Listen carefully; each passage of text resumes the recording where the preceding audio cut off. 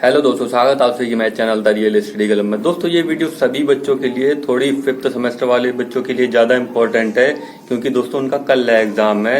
9 तारीख को political science का एग्जाम है, तो बहुत सारे बच्चों का एग्जाम है कल। बट दोस्तों जो पॉलिटिकल साइंस वाले बच्चे हैं उनकी बुक्स अवेलेबल नहीं है एसओएल की साइट पे। तो दोस्तों उनकी बुक्स कहाँ से डाउनलोड होगी, कैसे डाउनलोड करनी है, वो बताऊंगा इस वीडियो में।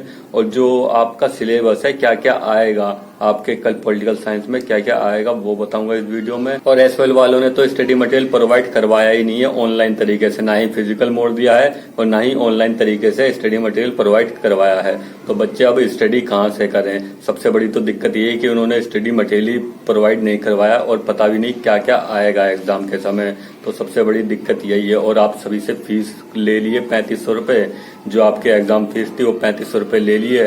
तो उसमें दोस्तों ना ही आपको स्टडी मटेरियल दिया है और ना ही ऑनलाइन तरीके से दिया है। तो समझ लो एक तरीके से आपके पैसे खाए गए हैं।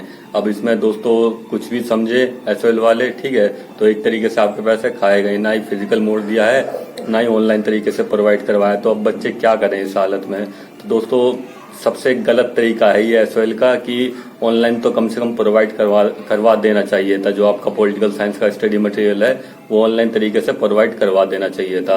बट दोस्तों कोई दिक्कत वाली बात नहीं है, मैं आपके लिए अवेलेबल हूँ। जो आपका स्टडी मटेरियल है, क्या क्या आएगा क्या क्या नहीं आएगा, वो मैंने सर्च किया है कि आपके एग्जाम में क्या क्या आएगा और क्या क्या सिलेबस है। सारी इन्फॉर्मेशन और सारा कुछ स्टडी मटेरियल 70% उसी बुक में से आएगा। तो सारी कुछ आपको बात बताऊंगा। तो पहले आप सभी से एक बात करना चाहता हूँ दोस्तों, कि मैंने जैसे आपको बताया था कि मैं आप सभी को आंसर प्रोवाइड करवाऊंगा।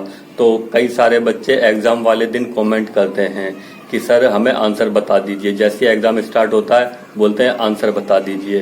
तो दोस्तों अब चाहे ये बात आपको अच्छी लगे या खराब लगे, ठीक है, कोई दिक्कत वाली बात नहीं है। बट हाँ दोस्तों, इस बात को आप लोगों को समझना पड़ेगा कि हम लोग तो ठीक है कि आपको आंसर बता देंगे, बट आप लोग सोचे क्या ये सही तरीका है कि हम लोग आपको आंसर बता देते हैं और आप लोग लिखना शुरू कर देते हो? दोस्तों इस चीज को समझना जो मैं आपको बताने की कोशिश कर रहा हूँ कि अगर आपके फिजिकल मोड एग्जाम कंडक्ट करवा लिए तो क्या करोगे आप लोग? वहां पे आपको स्टडी करनी पड़ेगी, पढ़ना पड़ेगा, और ना ही पीछे वाला कोई बताएगा ना ही आगे वाला बताएगा।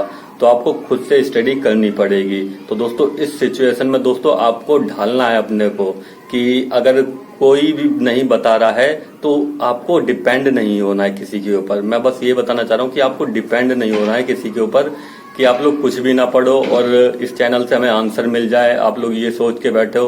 तो दोस्तों एक तरीके से आप लोग है ना डिपेंड हो जाते हो किसी के ऊपर कि हमें यहाँ से आंसर मिल जाएंगे। तो दोस्तों वैसे तो लाइफ में कभी भी किसी के ऊपर डिपेंड नहीं होना चाहिए, ठीक है। तो इसलिए मैं बस यही बताना चाह रहा हूँ कि थोड़ा बहुत अपनी तरफ से भी पढ़ाई करो, अपनी तरफ से भी लिखने की कोशिश करो। अगर आपको कोई आंसर नहीं मिल रहा है तो आप लोग खुद उसे सर्च मारो, खुद ढूंढ के करो, ठीक है। और उसे पहले जो स्टडी मटेरियल है पढ़ो, क्योंकि दोस्तों बहुत से बच्चे ऐसे हैं कि एग्जाम वाले दिन ही जो चैनल है उन्हीं पे आके आंसर देख लेते हैं और लिख देते हैं, स्टडी नहीं करते बिल्कुल भी। तो ये एक गलत तरीका है आप लोगों का। अगर इनके हिसाब के कहीं फिजिकल मोड एग्जाम होते तो वहां पे तो आपको स्टडी करनी पड़ती। और इस चीज की आदत दोस्तों मत डालिए कि ऑनलाइन तरीके से एग्जाम कंडक्ट हो रहा है, इस चैनल से हमें वो आंसर है मिल जाएंगे। तो आप लोगों को हम तो वहां पे मिलेंगे नहीं कि जब आपके फिजिकल मोड एग्जाम कंडक्ट करवाए जाएंगे, वहां पे तो कोई भी नहीं होगा आपको बताने के लिए। तो इसलिए आप सबसे यही बोलना चाहता हूँ, थोड़ी बहुत स्टडी कर लिया करो, ठीक है। अगर आपको ये बात अच्छी लगे या बुरी लगे मुझे नहीं पता दोस्तों, ठीक है। तो बस आप लोगों से बस ये बोलना चाहता हूँ कि थोड़ी बहुत स्टडी कर लेना। अगर कल एग्जाम है स्टडी कर लेना एग्जाम वाले टाइम। तो बस यही बोलना चाहता हूँ, थोड़ी बहुत स्टडी कर लिया करो। ऐसे में तो दोस्तों मुझे ऐसा लगता है कि ग्रेजुएशन हम ही कर रहे हैं, आप लोग नहीं कर रहे हो, क्योंकि हम आपको आंसर बता रहे हैं, सब कुछ तो हम ही करवा रहे हैं। आप लोग दोस्तों फीस पे कर रहे हो बस एसओएल को। तो ऐसा लगता है कि आप लोग कुछ स्टडी कर ही नहीं रहे हो अपनी तरफ से।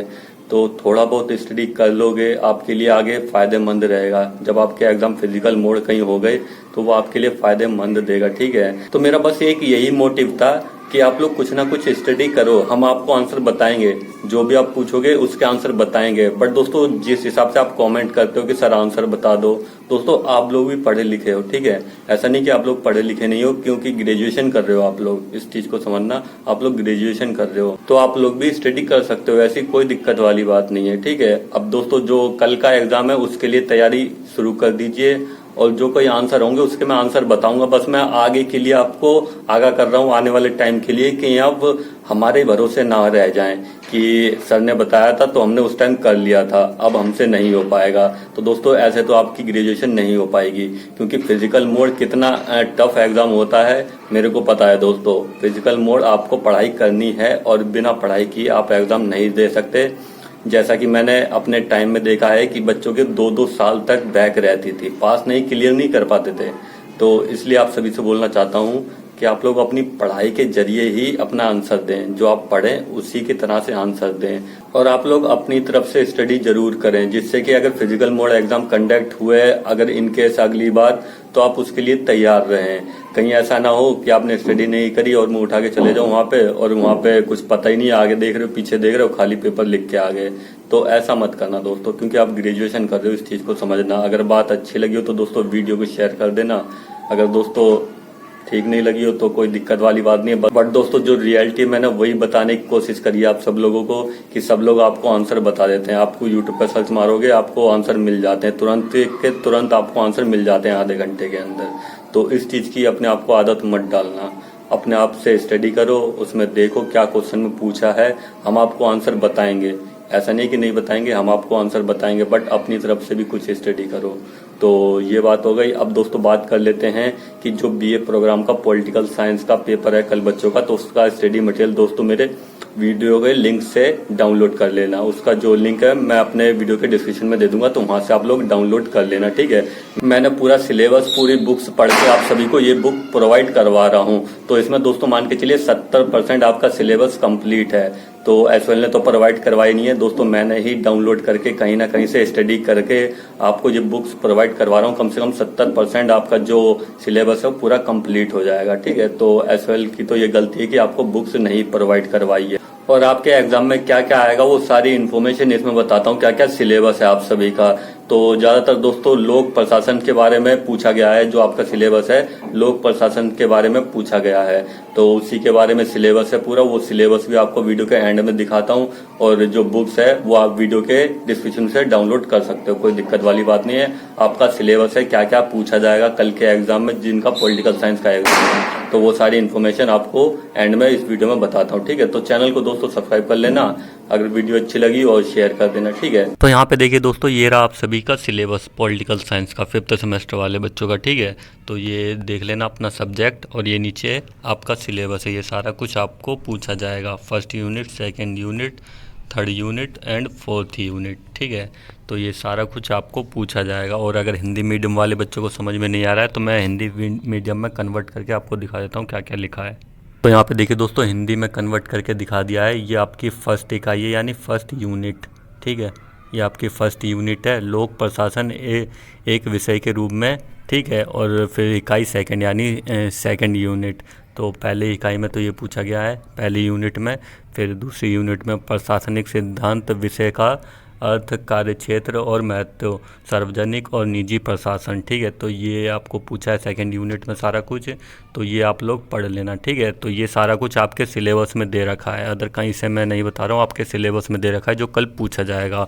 और जो इसकी बुक है इसका लिंक मैं वीडियो के डिस्क्रिप्शन में दे दूंगा। सारा कुछ दोस्तों उसी में से आएगा, 70% आपको उसी में से आएगा। आप लोग स्टडी कर लोगे तो आप लोग आराम से एग्ज़ाम के समय लिख सकते हो, कोई दिक्कत वाली बात नहीं है। और उस टाइम आंसर भी मैं आपको सभी को प्रोवाइड करवा दूंगा, ठीक है। कोई दिक्कत नहीं है आप सभी को, बस आगे के लिए आप सभी को आगाह कर रहा हूँ कि आप लोग स्टडी कर लिया करो, क्योंकि अगर फिजिकल मोड एग्ज़ाम होते कहीं एग्ज़ाम तो फिर आपको दिक्कत हो जाती ना, तो इसलिए आप सभी को बोलता हूँ कि स्टडी कर लिया करो।